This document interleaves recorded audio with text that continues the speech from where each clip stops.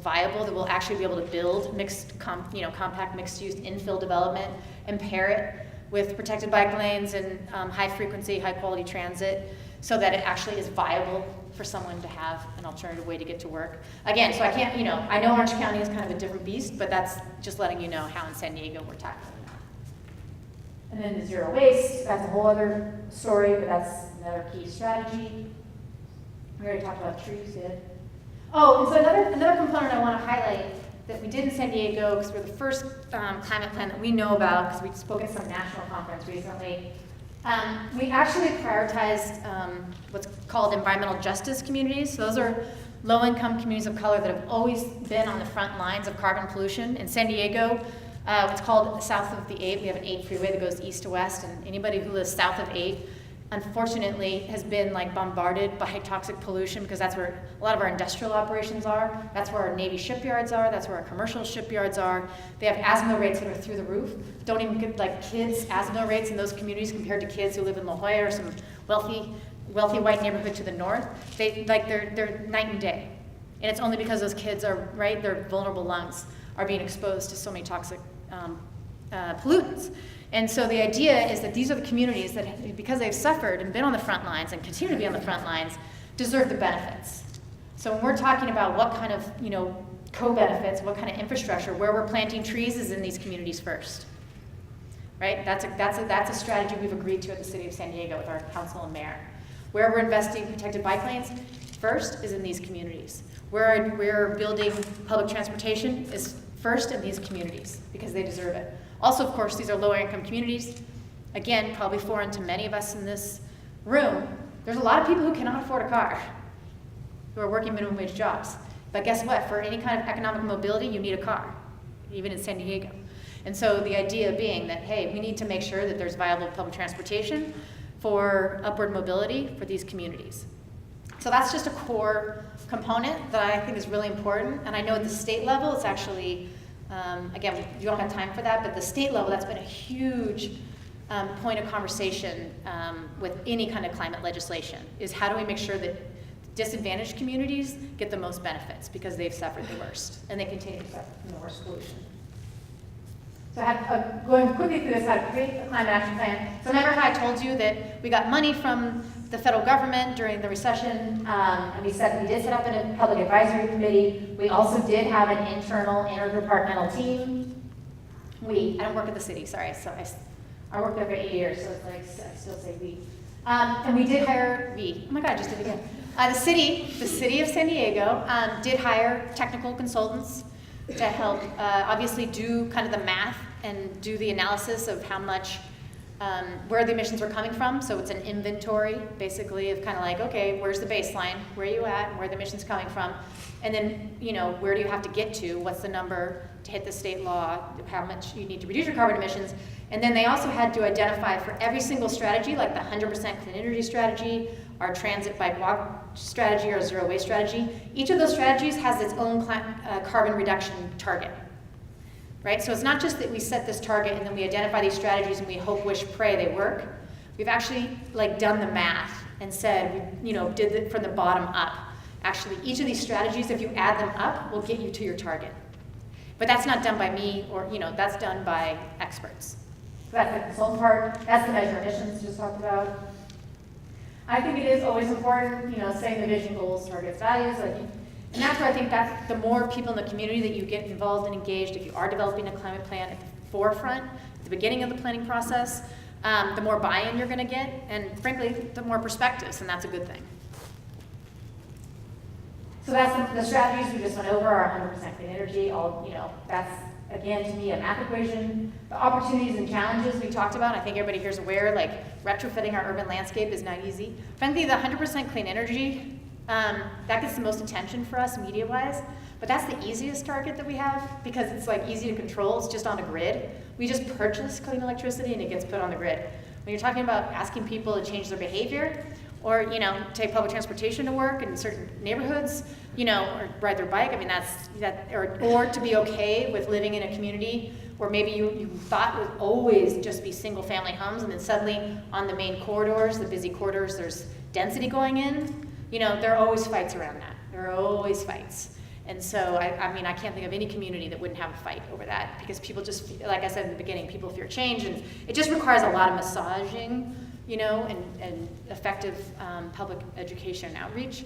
But regardless, that's sort of you need to go in with your eyes open about how any kind of strategy that you adopt, even if it's like you need to, there's no option but to adopt it to hit the target. You know, you have to be aware there's going to be resistance, and you have to work through that. And then of course you prioritize, and in the city, I think the next slide has, implementation and annual monitoring. Yeah, this was controversial internally. There's so much internal controversy, but we were developing our climate plan, but we do have annual monitoring. So every single year we will know if we are like, is our trend line dropping, you know, are we actually reducing carbon emissions from implementing these strategies? So the city's on the hook in a major way like every year, because that's public data. So they, you know, the mayor, frankly, is on the hook for making sure he's actually implementing plans. And then again, I already said this, in my opinion, public input and outreach to every single stakeholder in the community is essential. I said this on Saturday, I'll say it again. I am, I've been in this business a long time, and I have a lot of relationships with many different stakeholders, but I'm not always the best messenger to many, like SDG, for example. I'm not gonna be the person who reaches out to certain stakeholders because, we're just not values aligned at all, or there's just, I'm a certain brand, and that's fine. It works in certain places with certain stakeholders, but it's not going to work with others. And to me, that's just the beautiful part about democracy. Everybody kind of has a different brand, has a different ability to leverage different stakeholders. So it's in the other lesson.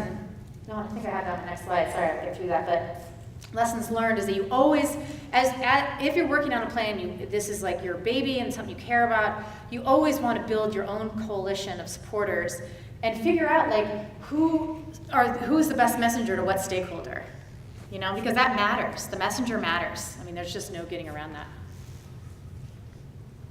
That's again these are just kind of template slides, but I should say the budgeting is actually also a huge fight. I had a huge negotiation with the mayor of San Diego over the budget for the city's climate plan, because even though like he adopted it, he got huge national praise for it. He embraced it, but when the budget came, I mean, it was a whole other story. He's like, wait, how much are you talking about? Not me, but like his staff was like, this is how much we need. And his immediate reaction was, oh, hell no. And so of course I was told that by his staff, and then I said, I need to meet with the mayor. And so we had to negotiate. But I mean, he's devoted millions of dollars to the climate plan already. But it's a constant negotiation, because this is what I mean about how there's always going to be resistance internally, because the minute you say something is required or the city is accountable, it affects the budget, and then when you affect the budget, tensions arise, because then they have less discretion, and every elected wants discretion for a pet project or just their own personal priorities as an elected official. So they don't like to have their hands tied. I mean, this is all human nature. It's not like shocking or surprising or unreasonable. It's just that again, part of the process. So, and I guess my overarching point is that none of this is easy. I feel like the state has provided a lot of tools and leverage for the community, and frankly, even for staffers, because I was basically a staff member, and I had to communicate with all the elected officials on the council, not just the mayor. And and you have to figure out effective ways to message and persuade, even internally, not just externally, but internally. And so there's an incredible amount of tools that we have available to us as advocates, either on the inside or the outside. But regardless, it's going to be a journey. And there's going to be ups and downs and ebbs and flows, because we're in uncharted territory in terms of what we're asking cities to do. So this, just really quickly, this is actually we had a magazine article about how did you do this? So those are two elected officials standing next to me, two council members that were the biggest champions, and so the guy on the left was the guy who was the mayor that I told you about in the beginning for those 6 months. He's the one that brought me in and said, fine, let's do this climate plan. But as you can see, if you took a wider shot, it was a packed room. But that was the coalition that my organization had built over a year. So we had like every stakeholder possible supporting this climate plan as a way to, again, to suggest that this was like a community effort. That that everybody in the community wanted us to move forward. Again, so speaking, I mean, this just flows right into it. So it was environmental, labor, business, and community. We all came together. Yeah, so it was pretty weird. I would say I'm at a press conference with the Chamber of Commerce like 0 times a year. I mean, we're just usually on opposite sides, but for the climate plan, we were all together. So that was, and again, the head of the Chamber of Commerce is the former mayor who killed my previous climate plan. So trust me, that was an awkward day. That was a very awkward day. He was happy but not happy, you know? It was like, you know, he won the battle but lost the war. And of course his comments, because he's professional, were all positive, but you know, I know it was like, there was internal tension in him because he couldn't believe this plan got resurrected and his friend, his buddy, his fellow Republican mayor supported it. But that's just politics, you know, that's just the way it works. Again, and so this is just a press conference with our local solar industry, because you were talking about co-benefits and co-stakeholders, and in San Diego, we have a huge number of jobs around clean energy. Again, I already talked about the neighborhood councils, in my opinion, are essential for giving elected officials more confidence about supporting bold action. You know, I've also done Rotary clubs, community forums, et cetera, like this. And you know, I say trusted messengers because, you know, this is just a lesson I give because I mentor a lot of younger political staffers. Like my most effective currency, in my opinion, is that I am considered a person who's an honest broker. There are plenty of people who do not agree with me, like I said, on many issues.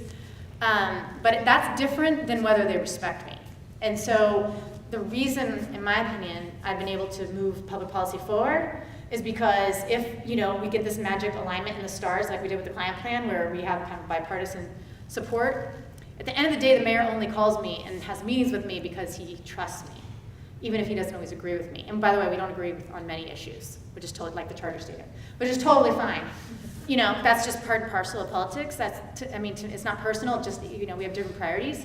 But I just always encourage, I mean, this to me also applies internally for staffers, because having worked for 3 different elected officials, we also knew who we trusted on the staff of City of San Diego and who we didn't, and it's the same for stakeholders, who we trusted and who we didn't. It didn't matter what their politics were, it was about who they were, were they an honest broker or not, and could they be trusted or not. So to me, that is the single most important factor in being a successful player in politics.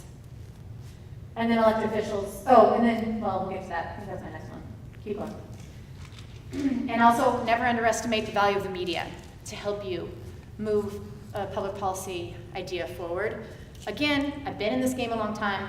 Because of that, I had long-term relationships with key reporters at the most high-profile media TV stations and our, you know, flagship newspaper. I knew the environmental reporters. And so, you know, there are lots of ways to get them interested in what's happening, even if it's controversial.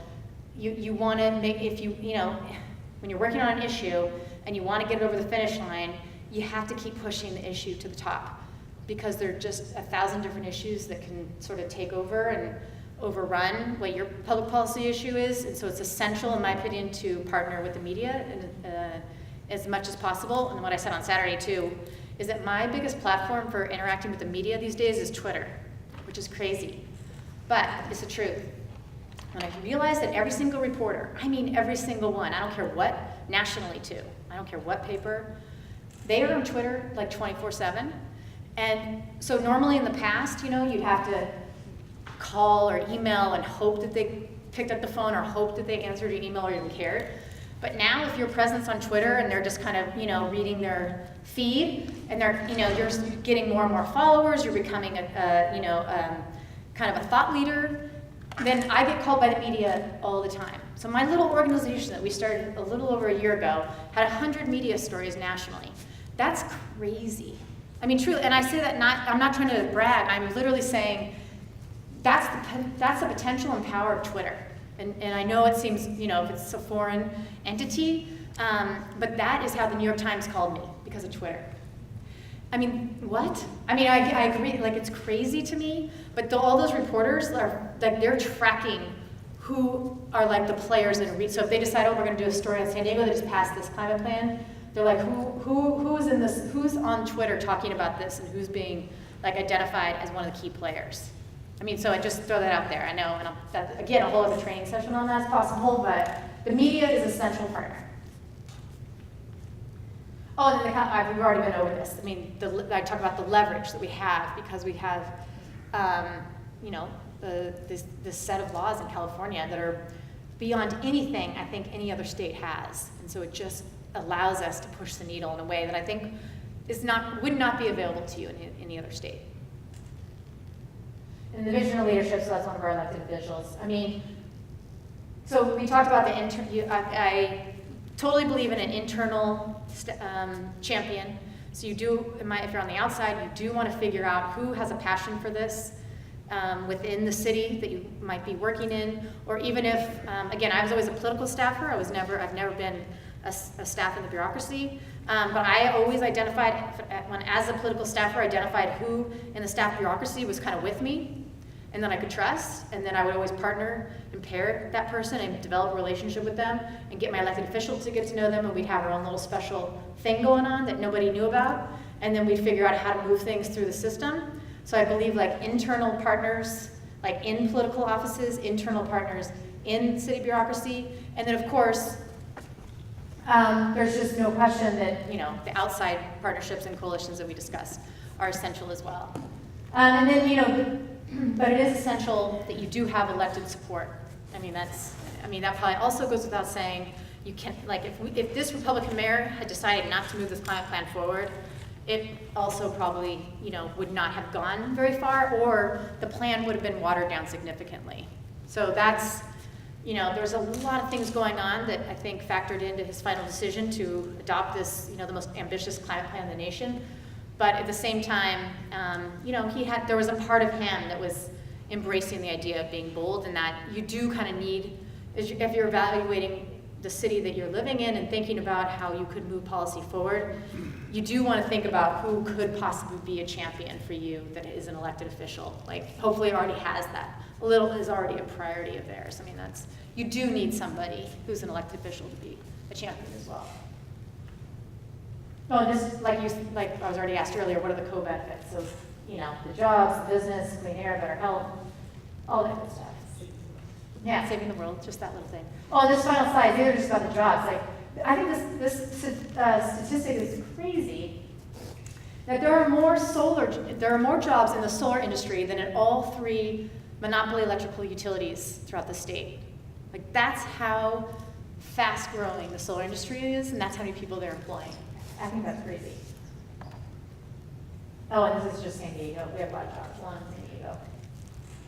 And this again just shows how, when you talk about installing solar or selling solar, you know, there are many different facets of these solar industries. When you talk about retrofitting buildings to make them more efficient, you're actually creating more jobs than ever gets created with natural gas and coal. And then this is just all of our social media. Because again, that gets to the media profile. I mean, I will acknowledge it is a pain to keep up our social media presence. Because, I mean, you know, there's Facebook, there's Snapchat. All the millennials tell me I have to be on Snapchat. You know, I mean, the social media landscape is ever changing, and it's overwhelming to stay up with it, and yet it's essential. So I just say to everybody, regardless, I would even say this to a city, you know, because the city of San Diego is finally getting involved in social media, and I think they're way behind the 8 ball on that. But it's just an incredible platform, again, to build a coalition of support, to become a thought leader in that space, and to move the needle. There's just nothing like it. And I know it's new for all of us, probably none of us, maybe there's a few millennials in the room, but certainly none of, you know, the majority of us were not raised on knowing and understanding and navigating social media, and will never be as good as millennials. But at the same time, it has and remains like just an essential component of any public policy. So that's fine, that's my staff at the bottom. It should say Nicole. I'm actually campaign better. So that's basically my presentation, and I'm happy to answer any questions. You mentioned neighborhood councils and planning groups. Yeah. Can you give some examples of what those maybe are? Oh yeah, so I was mentioning at the beginning, so I don't know how other cities operate, but in the city of San Diego, because we're so large, it's like over 1 million people, there are 52 individual planning groups that represent different neighborhoods. And they're officially recognized by the city. The folks that sit on them are elected by their community. And so they take advisory votes, and they're like on the docket, you know, like, oh, the planning group of La Jolla said, you know, yes, and this was the vote, you know, like it's official. So to me, because those are kind of the leaders in those neighborhoods and the elected officials know them, guarantee you, I shouldn't say guarantee, every single elected official I knew every single member of every planning group in their district, because that's how they were the front line of them understanding what was happening in their community. So that, to me, is again why they're essential. Without their support, we would not have been able to pass this plan. Does that make sense? Yeah, I don't know what Irvine has. Most cities, big cities, do have neighborhood councils of some kind. Yeah, you could draw on like homeowners associations. Yeah, homeowners associations, exactly. Yeah, so they're right, because most cities are, you know, it's like a neighborhood within the city. You know, I'm trying to think. I can't think of one in Orange County, but. Has Del Mar, they have community action plan, climate action plan? Yeah. They do? How'd you think of Del Mar? They just passed it. Oh, they just passed it. Yeah. Who's gonna fund that? Oh, well, so here's the thing about Del Mar. So Del Mar, by the way, is North County, San Diego. And tiny, very wealthy, they are the ones that proactively asked for a sea level rise study. So I mentioned them earlier. They got a grant, a state grant. They got like $300,000 from the state to evaluate what's going to happen to our community in 20 years with sea level rise. And what they found terrified everybody, including the mayor, the council, and the whole community, because basically, like I was saying, their beaches will be gone. So then, think about it though. It's not just that the beach is gone, it's that part of their economy is gone. Do you know how many people come to San Diego for our beaches? You know? I mean, it's one thing, of course, the ocean's beautiful, but people come to hang on the beach and bring their kids to the beach like that. And tourism is a huge driver of the economy in San Diego. So it's getting scary. The whole loss of beaches is now, again, resonating with elected officials more and more. But yeah, their whole beach will be gone.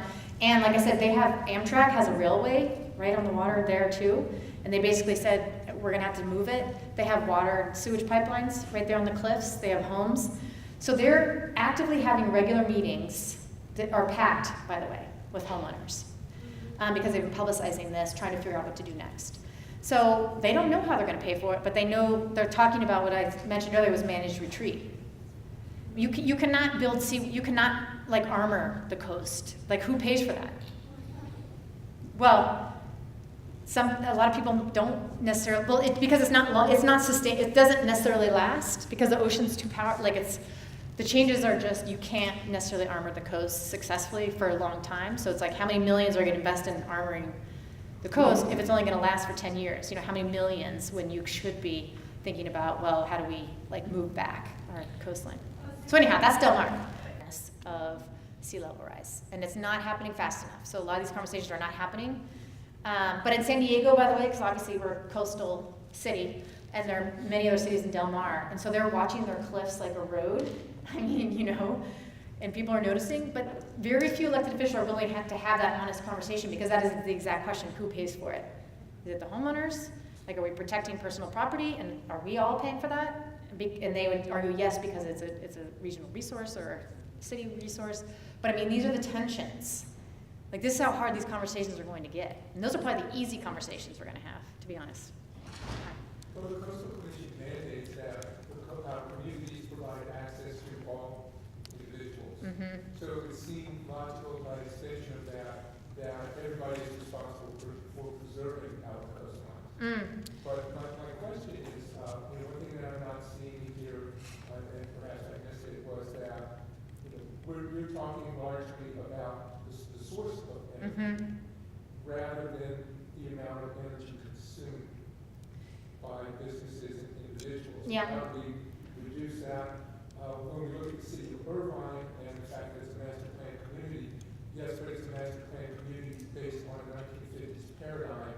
We need to shift our thinking and develop on a 2050 paradigm, because we know that the buildings that we're seeing develop now are going to be around for the next 100 years, assuming that our entire coastline is Right. Yeah. utilized water. Yeah, no, so you're right, and I left out a ton of strategies. It's just, it became, I used to like literally have slides of like 10, and it was just became, no one could process it. So I just highlighted like the top 4 that are gonna have the biggest impact, but energy efficiency actually is one of the core strategies. And we do have some requirements for new buildings. The state actually has pretty strict laws about for any new building, you know. Yeah, and they keep strengthening it and make it harder, even though the building industry keeps fighting back, so we're not as good as like Germany or Europe yet in terms of creating really true, you know, green buildings. But nonetheless, like we could have, this is, you know, so again, this is the push, the kind of the back and forth internally. I wanted one of our strategies to be that we require solar for all new homes. Yeah, well, that didn't make it. I mean, but these are the inherent, because the building industry came in and said no and hell no, and we will fight you to the end. You know, so but that's politics, by the way. I mean, you have to give and take in some ways. I mean, that's just the nature of any sausage-making policy development. So that is not in the city climate plan. What is in the climate plan is that new construction has to put wiring in. the wiring that allows for solar. Yeah, but I mean, that was a compromise. I mean, yeah, so I didn't get everything in that I would want. But that also, and the reason I gave in on that issue is because the reductions we would get from any new construction, because that just isn't where we're gonna get, that isn't driving the carbon emissions, because there isn't that much new construction, it wasn't worth it. Whereas fighting for 100% clean energy was worth it. Do you know what I mean? Just from the mathematical, like, how much reductions you're getting from every strategy, because our consultant would tell us, well, if you require solar in every home, this is the reduction you're gonna get that fits into your, you know, math equation. And it was not that much, even though it's a great public policy, I think, in my opinion, solution. But that's policy and politics. Question? Well, what about retrofitting all the public buildings with solar? Yeah, oh, so I should say, The yeah. other thing is hydrogen, you know, gas stations. That's controversial. So the first one about retrofitting public buildings, and this was another area of controversy in the climate plan that I also negotiated away, was the initial draft, and this is something a new mayor took out. Like I said, he said about 98% of your climate plan is intact. The initial climate plan actually would have required every single homeowner in San Diego at the point of sale, or the change of a lease, or so it's building 2, so it's residential, commercial buildings, to disclose their energy rating, right? To disclose how much energy the building used, and retrofit to like the Title 24 standard. So we would make them more energy efficient. It would have been a requirement. The realtors freaked out, so the realtors freaked out, and again, we're about to go to war, and our mayor, and I was not working for this current mayor, so I wasn't part of those discussions. But that was the strategy that he took out. So now what we are requiring, and the ordinance hasn't been developed yet, so it's not required today, but we did adopt a strategy that at the point of sale for homes or commercial buildings, they would have to disclose their energy rating. So at least people knew, they were informed. If they were, they would know kind of what their a utility bill would be. And that's meant to hopefully spur them to do energy efficiency. But you see what I mean? You have to sort of walk it back. Yeah, but requiring, so as much as there's great things in here that are required, there are some things that we just politically, that we could not get passed. But hopefully that, you could do it later. Yeah, and we know, we'll see. Yeah, that's right. Oh, you already asked a question. I have to go to other people. Several years ago, Livestock Farm Shadow came out with a report about the contribution of animal agriculture. What are the current numbers that you can give us about how big a contributor that is to our problem? Yeah, I do not have that answer. So how cities do inventories is also somewhat subjective. So we do not measure consumption. We just measure how much energy is being used in the generation of electricity. So we're not measuring how much energy is used by people, like the more products people buy, there's obviously a carbon footprint to those products. Like that is not part of the inventory. It was actually discussed And I don't know of any cities that are doing that, but that all sort of also gets into meat eating. Like, so what kind of food we're eating, what is the carbon footprint of that, and how does that like fit into our carbon footprint? That's not included. In San Diego, the city of San Diego, we don't have agricultural lands, so there wasn't necessarily a carbon footprint for the city. The county does have agricultural lands, so that they probably will have to identify. But in terms of the global, impact of agriculture, you're talking meat Well, in you general? mentioned several times up in Northern California, some cities in California they consume water and they. Yeah. Yeah, so it's how it, So it's a yeah. way to take Oh, yeah, it's a, yeah, no, I know, and I mean, there's a whole other conversation about that, like, I know animal agriculture is a huge contributor, and I think it's tricky about how they're trying to measure it, and again, it's all political, because there's certain, sacred things that are culturally hard to tackle, but for an actual farm that would be in the carbon footprint of the region, that's being measured, that farm, I'm sure would have to be in, like, the carbon footprint of that farm would have to be, or industrial operation would have to be included. Do you know what I mean? But in the city of San Diego, that is not part of our carbon footprint, so I just don't know how it fits in overall. Question? I'm really interested in environmental justice, so Mhm. it's great to see that you guys prioritize farming in those communities. I'm just curious, was there any pushback or economic argument that people try to use? Yes. Or is it Always. So the pushback again was we don't want to limit we don't want to dictate where we're investing our resources, our infrastructure, right? I mean, again, cities no one likes to have their hands tied. So yes, absolutely. Internally, there was pushback about how do we have to prioritize these communities? Can we just make that aspiration that we invest in these communities first? And so, no, we said no, it needs to be like a policy goal. And so it's in process, but so far our mayor, again, our Republican mayor, has actually been faithful to this policy. And we are, actually planting the trees in these communities, developing the bike lanes in these communities, thinking about transit in these communities, so. Question?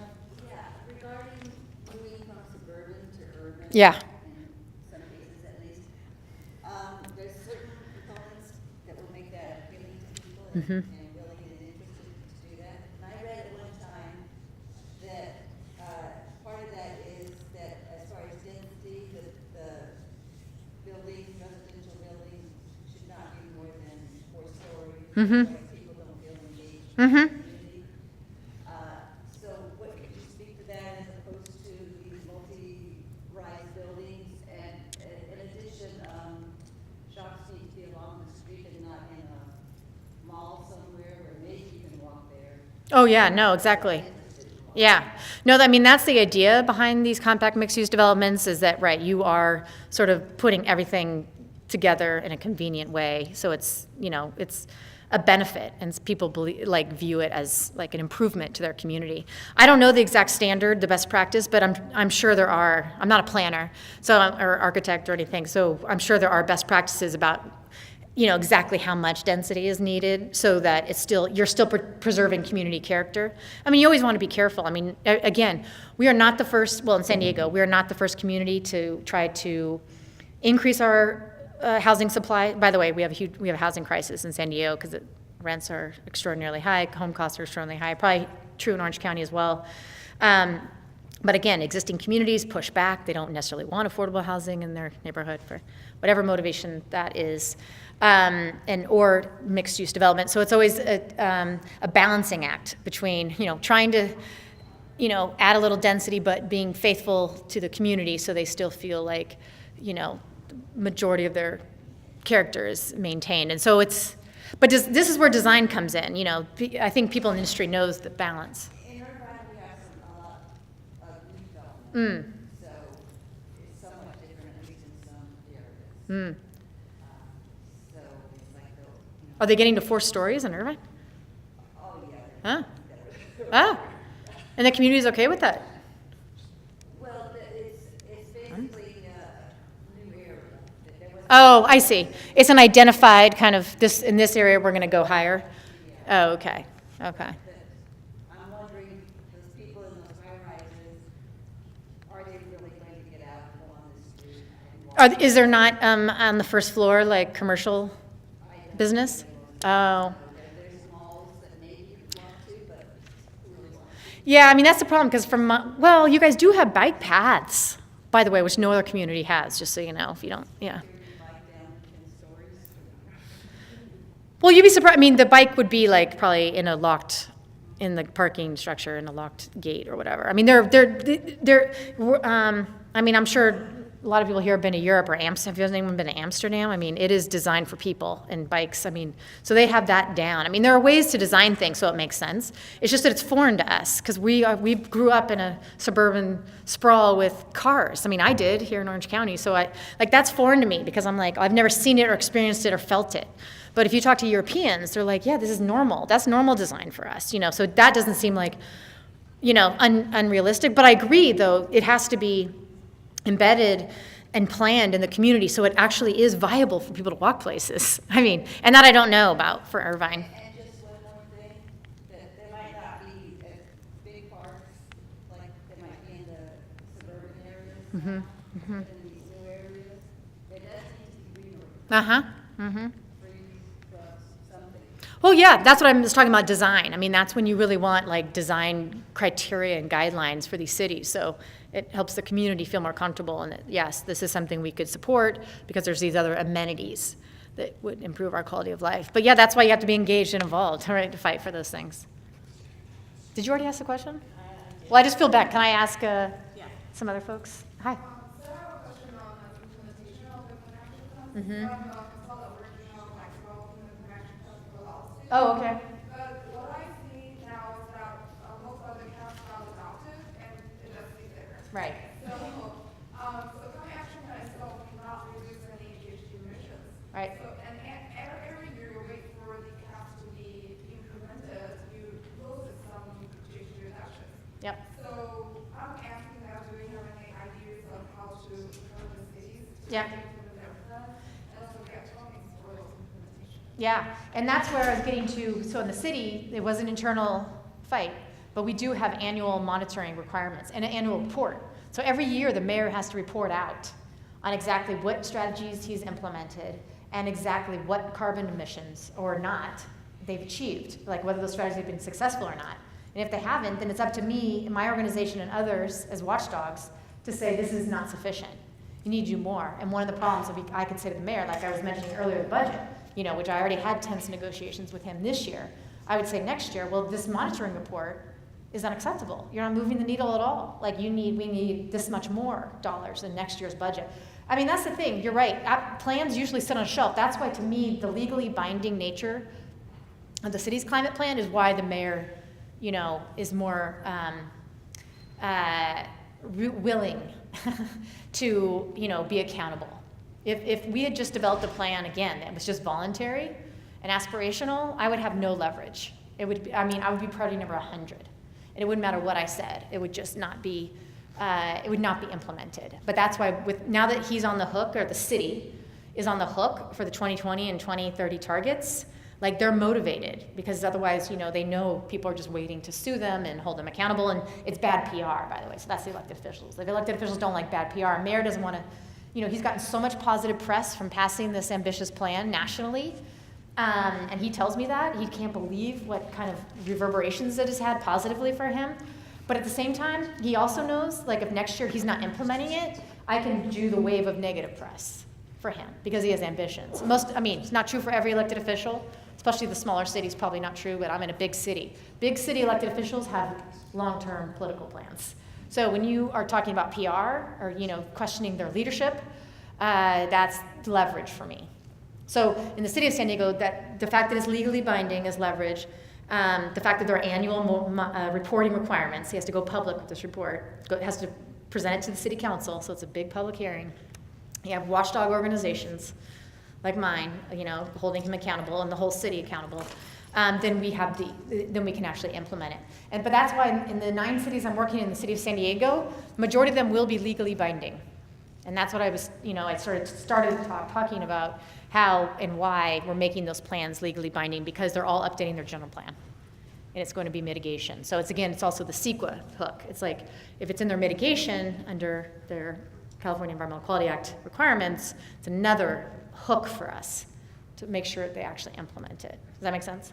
Yeah, but just so you know, previously I agree, most cities who tried to be leaders in this space didn't make their plans binding or didn't even do a CEQA analysis, so they're worthless. I mean, worthless in terms of implementation. There's no incentive for the elected official to invest or to push the budget to implement it if they don't have to. In my opinion, that's how politics works. You need to make it binding. So it's better to then have political process to. In my opinion, yes. Yeah, and that's how all these plans that I'm pushing for are being developed. I think we need Oh, okay. to actually wrap it up. Sure. So- And I'm happy to talk to anybody offline, by the way. Okay, let's hear it for Nicole.